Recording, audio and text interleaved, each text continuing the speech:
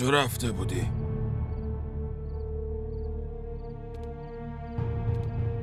دارم میگم کجا رفته بودی دختر؟ با من بود.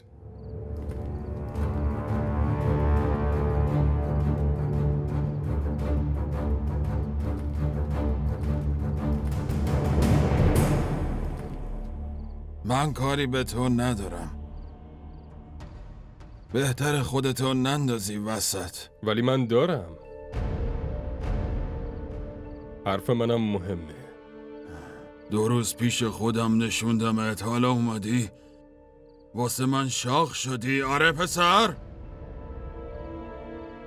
یادت رفته کی هستی؟ نه آقا، من گذشتم و یادمه. حرمتتونم نشکستم. همینجوری هم سرمو ننداختم بیام اینجا. حتما حرف مهمی دارم. ببین، اون روز اومدی و محترمانه حرف زدی، واسه همین جواب تو دادم. ولی اگه آبرو حالیت میشه همین الان دمتو بذار رو کولت و برو. آقا آبرو حالی میشه که تا اینجا اومدم. اگه از اینجا برم بی آبرویه. چون دیگه من و آبروی شما به هم محرم شدیم. چرا مزخرف میگی؟ گفتم گم شو برو بیرون. برو گم شو بیرون. بابا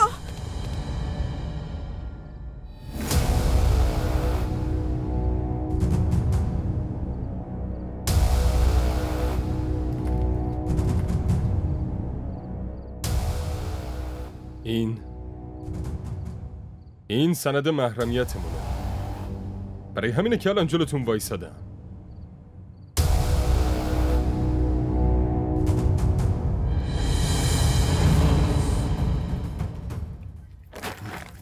آدم بی غیرت، همینجا زیر خونم دفنت میکنم. فهمیدی چی شد؟ بابا ولش کن، اون هیچ تقصیری نداره، خودم باهاش فرار کردم.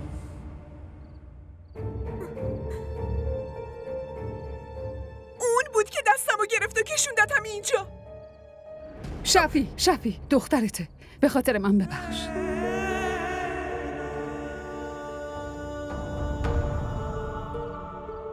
این دختر منه؟ باورم نمیشه این دختر منه. نمیتونه دختر من باشه. نمیتونه.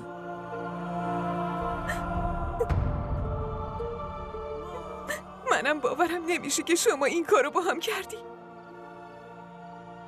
بابا شما همچین انتقام بزرگی؟ من مجبور بودم ولی تو دشمنم شدی. چه اجباری داشتی؟ ها؟ چه اجباری داشتی؟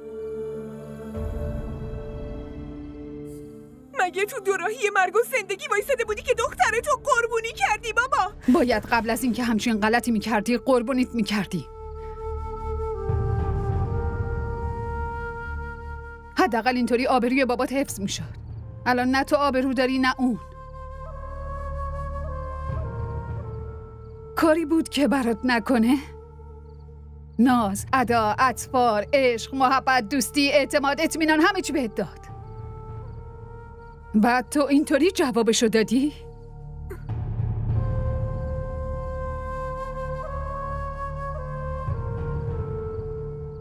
وقتی میخواست همه چی رو ازم بگیره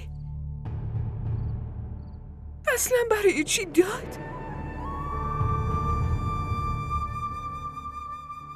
بابا این اتفاقایی که افتاده هیچ وقت فکرشو هم نمی کردم.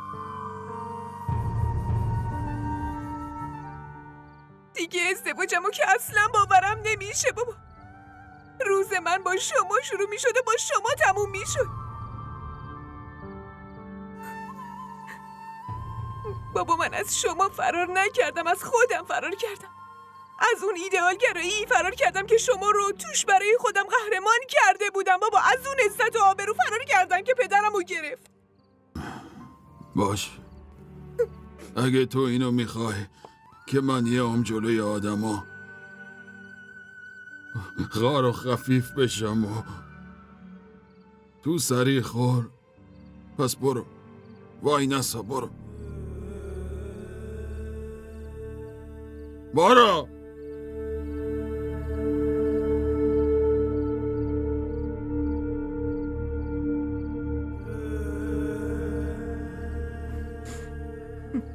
باشه. اگه شما هم میخوای که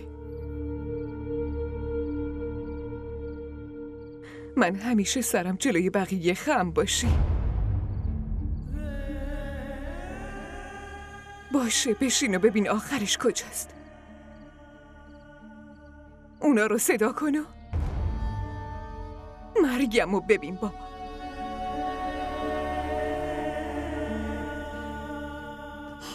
باشه.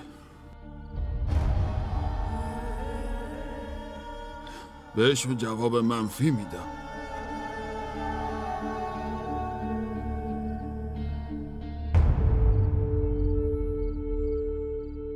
ولی تو هم باید اینو ول کنی.